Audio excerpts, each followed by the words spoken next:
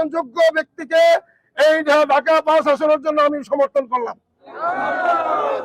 আমি বাংলাদেশ নিজাম ইসলাম পার্টির কেন্দ্রীয় নায়েবে আমির।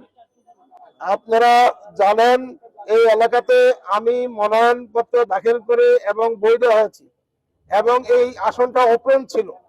যখন কামাল ভাই আমার ওলামানগর মাদ্রাসায় গেলেন এবং সেখানে আমার ওলামানগর মাদ্রাসার একজন ছাত্র জুলাই আন্দোলনে শহীদ হয়েছে ইব্রাহিম নামে, তিনাকে দেখে তিনি যখন বললেন, ভাই আমরা জুলাই আন্দোলনের রক্তের প্রতিশোধ নিতে চাই, এই কথা শুনে তখন আমি নমনীয় হয়েছি এবং আমি উইলিং, এটা ওপেন ছিল, আমি সেখানে ছাড় দিয়েছি, মনোনয়ন প্রত্যাহার করে আজকে আপনাদের কাতারে শামিল হয়েছি।